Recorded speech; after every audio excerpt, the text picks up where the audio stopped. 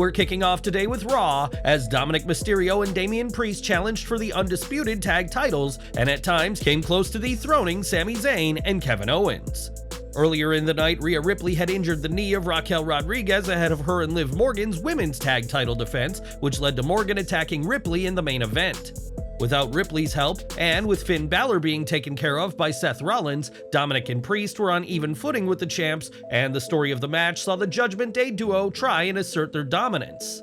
In the end, though, it was the Canadians who retained, which was the right call as they have proven to be the workhorses of Raw with another stellar main event. As for Ripley, her being attacked by Liv Morgan could be setting up a singles feud between the two 15 months after Ripley betrayed her former tag team partner. A match between the pair could be in the works for SummerSlam, and as for the tag titles, we'll have to see who steps up to Owens and Zayn next after this week's Raw. When Bray Wyatt returned at Extreme Rules last year, he did so surrounded by his Firefly Funhouse puppets, leading to speculation of a new faction led by the Eater of Worlds. Unfortunately, the rumored Wyatt 6 stable has yet to pan out on TV due to an illness stopping all plans for Bray, and we now know more about what WWE had in mind. Sean Ross Sapp of Fightful Select reports that the rumors of a Wyatt faction are indeed true, which would have included names no longer with the company. The report reads, "There was recently a report that indicated that there were plans in 2019 for Eric Young and Mike Bennett to serve in a Bray Wyatt stable that would see his puppets come to life. As it turns out, there's actually some truth to that. We've learned that prior to their WWE releases in 2020, there were pitches from Paul Heyman to have Mike Bennett and Eric Young involved with Bray Wyatt. However, the pitch made it to Bennett, but not Young. It ended up getting pitched more than once, including an idea for Mike Bennett to perform as Sister Abigail. Though there was word in the report that the plans were cancelled, we're told that the pitches didn't actually get that far. However, there were more recent ones that did. Eric Young's creative in WWE would have likely put him in a pretty significant spot within the company. Fightful Select reported that Eric Young requested and was granted his WWE release this spring before serving out his non-compete clause and returning to Impact Wrestling at Slammiversary. Despite never appearing for WWE after signing in November, there were creative plans in order for him. Young was to be involved in a new style version of the Wyatt family with both Bray Wyatt and Bo Dallas, who had been portraying Uncle Howdy on WWE TV. We are told that the creative plans were set in January and would have kicked off after WrestleMania. However, Bray Wyatt was sidelined with an undisclosed illness, and neither he and Bo Dallas have yet to return to television. By the time the angle would have started, Young asked for his release, citing moral and creative reasons tied to working with Vince McMahon as a reason he wanted to leave. It is also reported that there were pitches for Alexa Bliss to join the faction before her maternity leave, but now the former Raw Women's Champion isn't expected in the ring for the rest of 2023. With some talent released and these plans delayed, it's likely we'll never get the Wyatt 6 stable on TV, and it remains to be seen what plans have for Wyatt's return, if he ever comes back to TV. It was at Money in the Bank that Drew McIntyre made his return to WWE programming and instantly inserted himself into a program with Gunther and the rest of Imperium. Given that McIntyre only returned to WWE TV a few weeks ago, fans were surprised that Drew wasn't part of this week's Raw in Atlanta, but there was a good reason for that. As PW Insider were the first to report, McIntyre was not on WWE programming because he was filming a movie with some pretty high-profile names attached to the project. They stated, "For those who have asked, WWE sources indicate that Drew McIntyre has not been written into tonight's Monday Night Raw script and is not in Atlanta. Despite the SAG-AFTRA strike, we are told that McIntyre is still in Europe filming the new Dave Bautista Ice Cube action film, so the strike has not changed McIntyre's schedule." This break from TV was teased on last week's episode of Raw, when McIntyre told his new ally Matt Riddle that he had some company business to deal with, which was obviously this movie. McIntyre and Gunther are rumored to face off for the Intercontinental title at SummerSlam, but nothing has been confirmed yet. But expect a clearer picture when Drew returns to the ring. More from Raw as Bronson Reed faced off against Shinsuke Nakamura in a match that ended in a DQ when Tommaso Ciampa got involved. Ciampa wasted no time in attacking Reed and inadvertently giving the Australian the win, and post-match a frustrated Nakamura responded to what happened by kicking Ciampa in the face. Post-match, the King of Strong Style was angry about people getting into his business, further teasing a heel turn for Nakamura. BWE, the proven WWE insider, added that WWE aims for Nakamura to be edgier moving forward, believing that he has been considered as just another wrestler on the roster for too long. It's been quite some time since Nakamura was a flat-out heel on WWE TV, and are you excited at the concept of the former NXT champion being a villain within the coming weeks? Raw also saw Brock Lesnar make his return to the red brand, and he made his answer to Cody Rhodes' offer of a SummerSlam match very clear. Given the show aired in Georgia, it was fitting that Rhodes kicked off Raw in his home state and took time to praise his mother, who was sat at ringside. After turning his attention to Lesnar, Cody's promo was cut short by the Beast's music, but in a bizarre moment, Lesnar was nowhere to be seen. As Cody was leaving, Lesnar's theme played again, but it was only when Cody was making his way through the curtain that a steel chair-wielding Brock appeared. Lesnar proceeded to beat Rhodes back down the ramp before delivering an F5 and Kimura lock to him right in front of his mother, and smiled at Mama Rhodes while delivering another Kimura lock. Even during the commercial break, Lesnar wasn't finished, demolishing Rhodes even further with a steel chair, making their feud even hotter as a result. Lesnar and Rhodes have one win each, and Lesnar accepting Cody's challenge has guaranteed a rubber match at SummerSlam, and expect things to get uglier from here on the road to Detroit. In 2021, Austin Theory was taken under the wing of Vince McMahon as his protege, and ever since, the cocky young superstar has been a fixture of TV. From WWE title opportunities to Money in the Bank to his lengthy reign as US champion, Theory has had a ton of momentum, but did WWE choose the wrong star to push?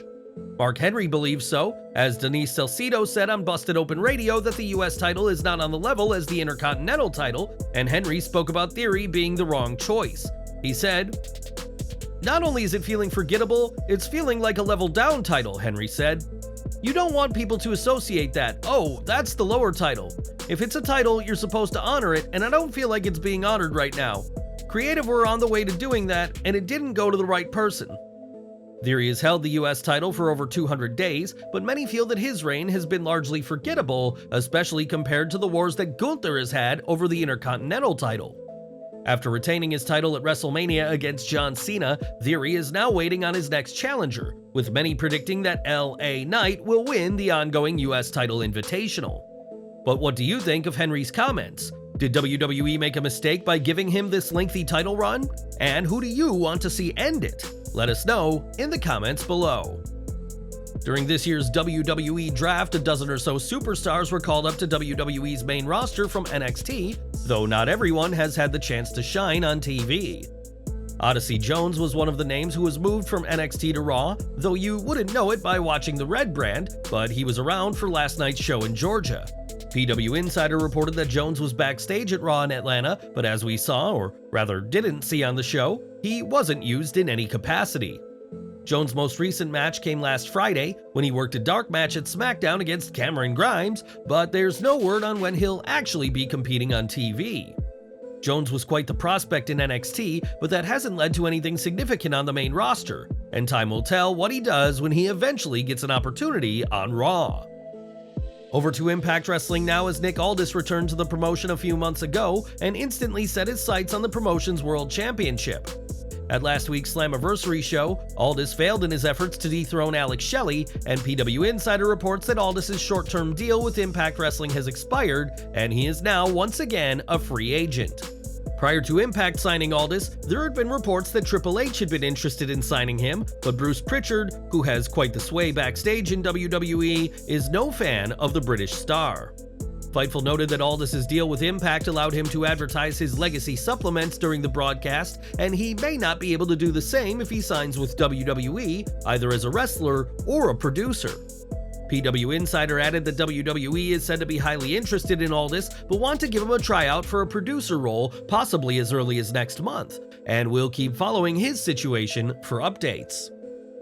More from Raw now, and after being betrayed by Shayna Baszler at Money in the Bank, Ronda Rousey is done talking and wants to settle the score at SummerSlam. On Raw, Baszler picked up another dominant victory, this time over Nikki Cross, and Rousey was quick to mock her former ally, saying that, "And the crowd goes mild."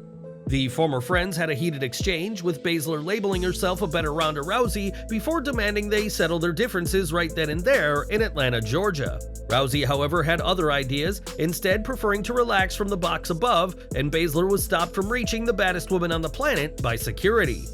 Rousey then decided to do her former friend a favor, saying, "I'm finally gonna get you booked on SummerSlam," confirming a match between the two for the August 5th event.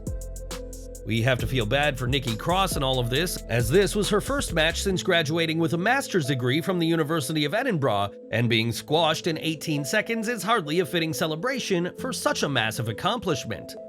If reports are to be believed, SummerSlam will be Rousey's final match in WWE. And are you excited for this match between the former women's tag team champions? Sound off in the comments. Even more from Raw now, as Alpha Academy took on the Viking Raiders in Valhalla in a Viking Rules match, in a highly entertaining match featuring 6 talented performers.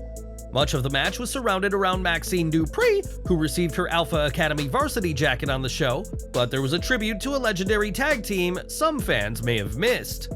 On the outside of the ring, Otis slapped Chad Gable in the chest and encouraged his tag team partner to get the tables, in a nod to the legendary tag team of the Dudley Boys.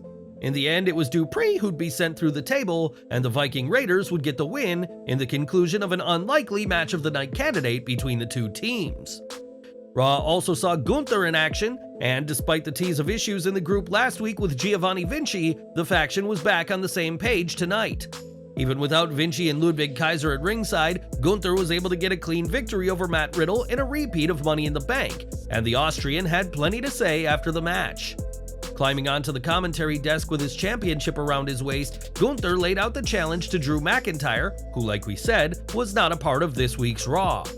Despite having the same combatants, this week's match felt very different to the match that they had earlier this month in London, and expect a match between Gunther and Drew for SummerSlam. In a backstage segment, Ricochet spoke about his growing feud with Logan Paul and dared the Maverick to show up to Raw next week. All reports have indicated a match between the two for SummerSlam, and given how well last week's segment on the Red brand went, expect something big to transpire as the pair get closer to the biggest party of the summer. And we're ending with more from Raw, with Becky Lynch being the guest on Miz TV, and the man was even more aggressive than what we usually see from her. After getting in the face of The Miz, Lynch called out Trish Stratus and Zoe Stark and wormed her way into another match with the Canadian Hall of Famer. While Lynch will apparently get her match, it won't be easy, as Trish said she'd only accept the challenge if Becky can beat the woman who defeated her last week, Zoe Stark. If Lynch can't beat Stark, then she'll have to get down on one knee and say thank you, Trish, and also get the phrase tattooed on her chest in the ultimate act of humiliation. With reports going back months stating that SummerSlam was the plan, it's practically a sure thing that Lynch will beat Stark, finally earning a rematch against Trish Stratus.